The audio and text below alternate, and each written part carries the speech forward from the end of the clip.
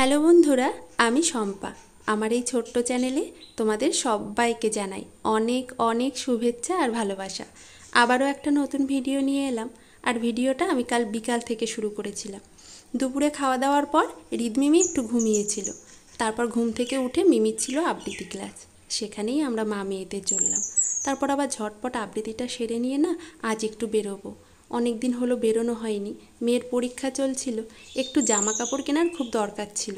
গরম পড়েছে, তো গরমের কিছু জামা কাপড় ওদের কিনতে হবে। হৃদের তো অবশ্যই কিনতে হবে, সাথে মিমিরও কিনবো। আর দেখো, এত জামা কাপড় একসাথে দেখলে যা হয় আর কি, কোনটা ছেড়ে কোনটা যে নেব সেটাই বুঝতে পারছিলাম না। আর সব যে ভালো লাগছিল এমনটাও না, অতটা ভালোও লাগছিল না। যাই হোক, অনেক দেখাশোনার পর নিয়েছিলাম, দুজনের জন্যও নিয়েছিলাম, সাথে আমার জন্যও নিয়েছি। আর সেটা অবশ্যই তোমাদের দেখাবো। আর তেমন কিছু খাইনি, কারণ তো তোমরা দেখেইছিলে বাড়িতে চিকেন রান্না ছিল, সেটাই এসে রাতে রুটি দিয়ে খেয়েছিলাম। তার পরের দিন সকাল সকাল দেখো মিমিও উঠে পড়েছে, আমারও চান পুজো হয়ে গেছে। ওকে একটু দুধ রুটিটা খেতে দিয়ে তারপর চলে গেলাম হৃদের কাছে। Good morning. আজ কিন্তু সত্যি সত্যি মর্নিং থেকেই শুরু করেছি ভিডিওটা, এখনো 9টা বাজেনি। তবে মিমি উঠে পড়েছে, ওর সকালের কাজ বাজ কমপ্লিট, ওকে খেতে দিয়ে এলাম। আর হৃদবাবুর আজ কিচ্ছু হয়নি, শুধুমাত্র ডাইপারটা চেঞ্জ হয়েছে। এখনো ড্রেস চেঞ্জ করব, একটু সাজুগুজু হবে, ফ্রেশ করব।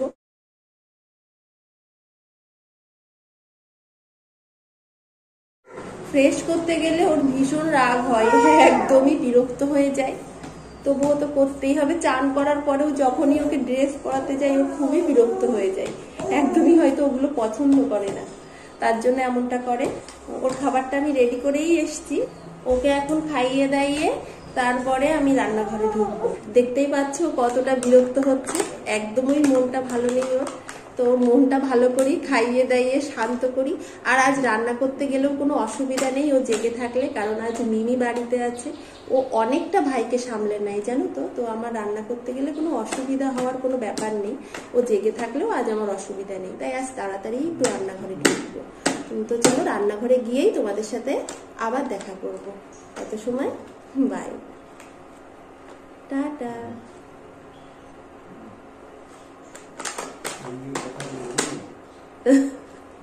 আবার মনে হচ্ছে মনটা একটু ভালো হচ্ছে, নিজেকে দেখে আমাদেরকে ওর মধ্যে দেখতে পাচ্ছে, তো ওর ভীষণ ভালো লাগছে এখন, হয়তো ওই জন্য একটু মনটা পরিবর্তন হচ্ছে আর কি, আস্তে আস্তে।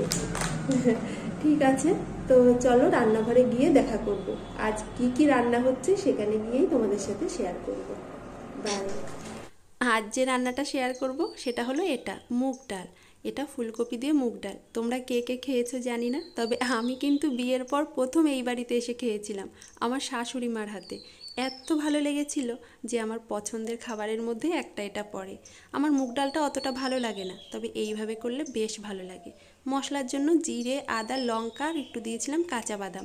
টমেটো থাকলে তোমরা দিতে পারো, আমাদের টমেটোটা ছিল না তাই দিতে পারিনি। আর আমি সুন্দরভাবেই দেখিয়ে দিলাম কিভাবে রান্নাটা করেছি। তারপরেও যদি জিজ্ঞাসা থাকে আমাকে অবশ্যই জিজ্ঞাসা করতে পারো। রান্না বান্না তো সব হয়ে গেছে, আর কি কি রান্না করলাম তোমাদের দেখিয়েই দিয়েছি। এখন আমরা তিনজনে একটু বাইরে এসে বসে আছি। হৃদবাবুরও চান ঘুম সব হয়ে গেছে, এখন রীতিমতো খাওয়ার সময় এসে গেছে।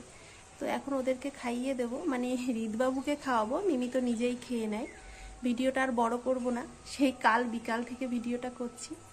তো কাল আবারও আসবো নতুন আর একটা ভিডিও নিয়ে। তোমরা সবাই ভালো থেকো আর অনেক আনন্দে থেকো। আবার কাল দেখা হবে। বাই।